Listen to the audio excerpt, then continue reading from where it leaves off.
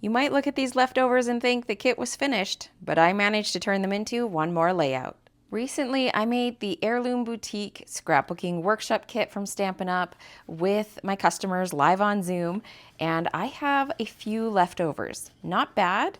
It's pretty much the end of the kit, just a few more pieces left here.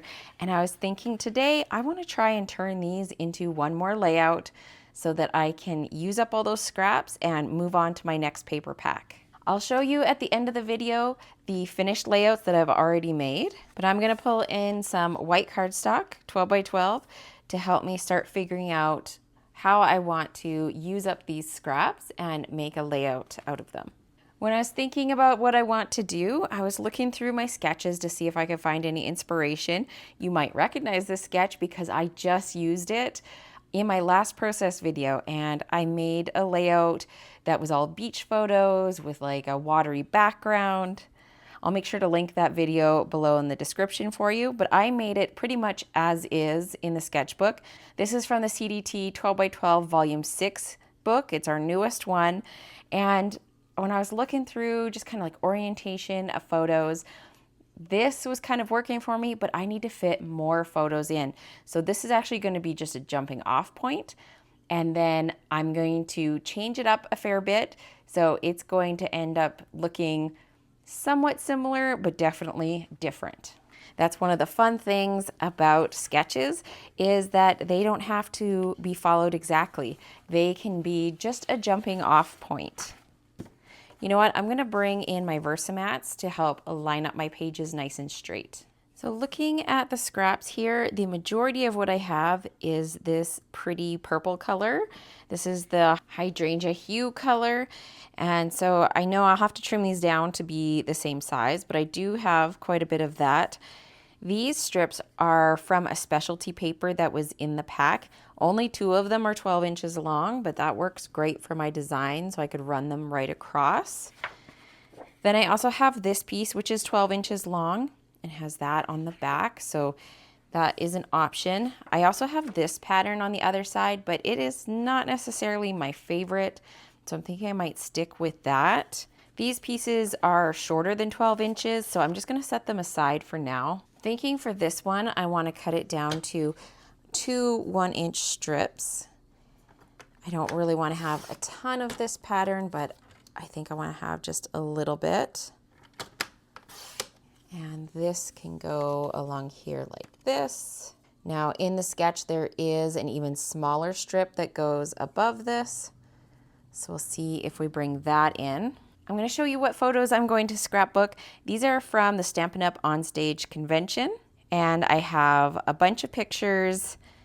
I even did some little 2x2s because I was thinking maybe I could bring those in just to fit some extra photos. And then I have a bunch of 4x3s. I went with my friend Nicole. She's here on YouTube, Nicole's Scrapbook Stories. And of course, met up with some of my other CDT friends, Erin and Jama, and met a whole bunch of their team, and just so many awesome people. It was a great time. There, Cindy is with us on stage. So we got recognized for some accomplishments and just spent some time seeing the new products, doing lots of visiting. It was a really good time. It helps that some of these photos actually have the colors of this paper in the background. So in here, in the background on the screen, you can see the colors of the paper poking through. I was kind of thinking something like this. In the sketch, there's only these 2, but I'm thinking maybe I could squeeze in a few more just by making them small and maybe putting my journaling on a tag and hiding it behind the photo. Because I'm squeezing in a lot of photos, I think I might run out of room for journaling. And then over on here, there's 1 row of 4x3s, but I'm thinking I want to double that up and have 2 rows of 4x3. So we'll just place these for now and kind of see how that looks. I think I do want to mat these too in a nice contrasting color so that they will pop off the page a little bit more. But this is my general idea. And of course, I need to trim this paper down so these are the same height. I actually really like how that's looking. Now, I had another option as well. I have some leftovers from the Beautiful Ordinary Life, and I thought maybe this black and white polka dot would be fun. In some of the signage and stuff, there's black and white patterns, and that's what gave me the idea. You can see over here, we have that color, the hydrangea hue, and then we have black and white polka dots. So I was thinking, what if I brought in some of that as well? Let's just move these for a second. And I'm going to try and put this underneath so I don't dump it all off. Yeah, I really like how that looks. I don't think I want to go all the way to the bottom. One, because I don't have enough paper. This piece here, I did some inking on it and cut it out. So I don't have a full 12-inch strip. And I think I really like that. Of course, I could move this higher and have these sort of overlap both of them like that. Now, I'm not sure if I want to do a title yet because I have this really pretty sign. I love this picture that Nicole took for me. She did such a good job, but it says On Stage on it, and I was thinking that might just be my title. And then I could still have the embellishments over here, like in the sketch, and then here and here as well. I'm going to go ahead, cut down my paper, map my photos, and then I'll be right back. Everything is attached now, and I went a little bit different way with the photo mats. You wouldn't think black when you look at these pretty colors, but because I have so much black in my photos, and then I also have the black and white polka dots, I thought black mats just kind of works. So I went for it. I have white, just like a thin white mat around my photos, and then a larger black mat. These I actually printed with the white border. And then these, I cut white mats for them as well. You might notice this little strip has a pattern on it now, and that's not because I preferred that over the solid strip that I had, but those solid strips were actually a little bit wonky. They weren't cut perfectly straight, so I just, instead of messing with it, I just substituted this. It's a very calm pattern and helped me use up a little bit more of this paper because this is the back side of that one. So next up is some embellishing. I want to keep this fairly simple because I have so much going on, all these busy photos. I don't want my embellishing to get out of hand. If you watch my channel, you know sometimes that does happen. I do love my embellishments, but I want to keep it pretty simple. So I'm going to bring in the Nature Symphony dies. And typically I would go for a color that is in my paper, but instead I decided to go for a color that's in my photos. So I cut these out of Pool Party, the dark side of Pool Party, to match this. And I have bits of that color here and over in this one as well. There's a flag over here in that color. So it really does help that this was a Stampin' Up! Event. So we have Stampin' Up! Colors involved. That does make my job a little bit easier. But I want to do this, and over here is where I'm going to put my journaling. I'm going to have to do some wedging because I want to get this under my photo mat.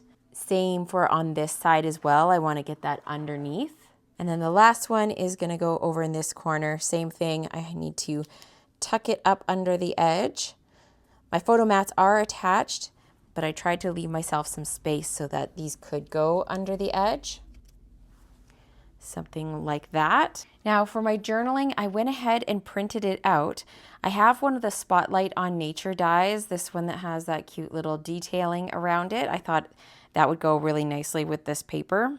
And how I got my journaling in a circle is I put a circle shape in a Pages document, which is similar to Word. It's just the Mac version of that.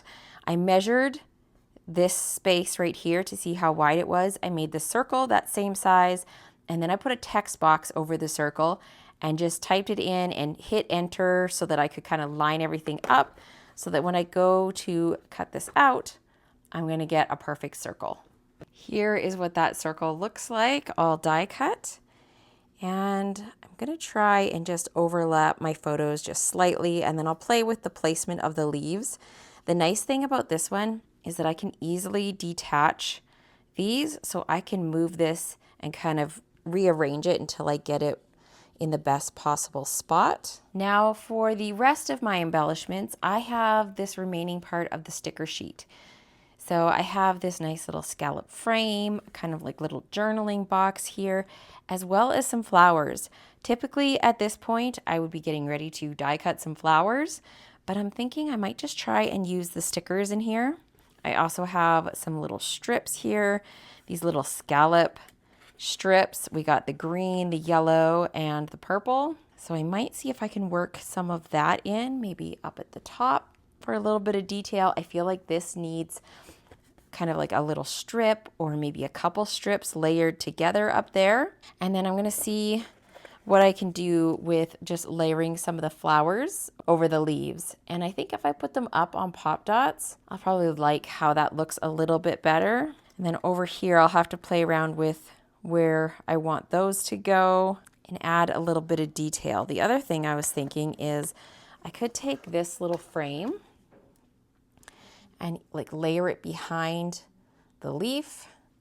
If I do that, I'm trying to see if I could get like 2 out of this. So I could like have one over here, one over here. Maybe if I did like an end coming down over here and then do the rest over on this side, that might work. Okay, let's try this. See how it looks. I want it to go under my leaves a little bit so it all looks like it's connected. You don't want your pieces to be too separate. I'm gonna do that. I could cut this off. I'm gonna save this piece and maybe use it over on this side so I can bring that to that page. And then I'm just gonna pull this leaf out so I can get a good placement on this. I want this to go right to my paper strip so it doesn't look like it's kind of hanging out in the middle of nowhere and just stopping. There, just a little bit of detail. Maybe I'm just gonna hang on to this because I'm not exactly sure where I want it yet. I do have this little strip. I'm gonna lightly set that there. And then I'm going to take my flowers and go ahead and put them up on pop dots, and then I can kind of play with them, move them around. I have 2 clusters that look like this and 1 cluster that has the 3 colors in it. So I've gone ahead and just set my flowers down to see if that's where I want them. And I did pull off this little piece because I just wasn't liking how it was looking. I like the concept, I just didn't like the execution of it. So I took that longer strip that I had. Yeah, I think I like that better because it's a little bit longer. Now I have a whole bunch left here that I can use. Okay, I feel like this is really almost all that I need. I do think I want 1 more leaf over here, so I'm going to die cut 1 more of those and then probably find some nice gems to go on here and just fill out the edges of my clusters a little bit. For my embellishments, I have the In Color butterflies, and these are super cute and they have this very transparent kind of glassy look to them. They're beautiful. There's also dots that are, I believe they might have a shimmer or they're just like solid dots. I have not picked those up yet in the In Colors. So I'm gonna work with the butterflies because I know they're gonna perfectly match. I did add 1 more flower here. I had another flower and I thought it looked better clustered. So we have small butterflies and a larger size. They're both like pretty small actually, but now I just have to figure out what I want to do. As far as, I think maybe mixing colors is the way to go, as well as mixing sizes. All right, those are so tiny and sweet, but I think they're the perfect little addition to this page. And this was so fast and simple. I will give you a close-up. Using the sticker sheet is a great way to make things faster. And then those leaves, they add such a nice little punch to the page. Now remember, I do have the other layouts to show you, so just hang on a second and I will show you those as well. They don't have photos on them yet. I have not gotten around to that step. That will be next to do. But I'm really happy with how this layout turned out, and a great way to start documenting this trip because I haven't done a layout yet on this trip. So for these ones, these are the ones that are in the workshop guide. And I did cut my paper as shown, and then I like to add extra photos. So here I added an extra photo, and then my main change was that I added some extra leaves. This is from the Petals of Beauty die set, and I just added some extras. I actually added some of the new shimmer brushes on here. Hopefully you can see the shine coming off of those, just to add some shiny details. I also have some in the middle of some of my flowers, but they're probably a little bit harder to see. And then this piece here was supposed to be green, and the back side of it is green. I flipped it over to the other side and did some ink blending on it. And I thought that would help break up all the green because I added extra green with the cardstock leaves. And so I felt like I needed to do something a little bit different in the middle. Here, maybe you could see the shimmer brush on the heart there. I think you can see it. Those brushes are just gorgeous if you haven't checked them out. They come in all the new in colors and they are really nice quality. You want to shake them up really good. They come with a white band around the middle, so you have to unscrew it, remove that white band. That's to help with leaking during transportation. You put it back together and then you just give it a squeeze and kind of work the brush. These have a really nice brush tip on them and they are super, super shimmery, beautiful colors. And I really hope we see these in more colors because these are fun. So that is the first one. This is the second one, and I stayed almost exactly to what the guide showed. They did some embossing on their hearts. I didn't do that. I added shimmer brush to my hearts, and my pieces are not quite as close together as theirs were, but other than that and the addition of the leaves, it's pretty much exactly like the guide. You can see the shimmer showing up on those hearts there. So some great layouts that are perfect for everyday life. You could do all kinds of things on here. What I will be looking for when it comes to photos are photos not really that suit the theme because the theme is very generic, but more the photos that suit the color palette. Or even photos that just have a very neutral color palette will work really well too. This is the third one from the workshop kit, and the big change that I did to this one, there is some white triangles here that layer over this kind of quilting pattern. And in the original, one was supposed to be on one corner and one on the opposite corner, and I just made them so that they would come together and both go at the top instead of offsetting them.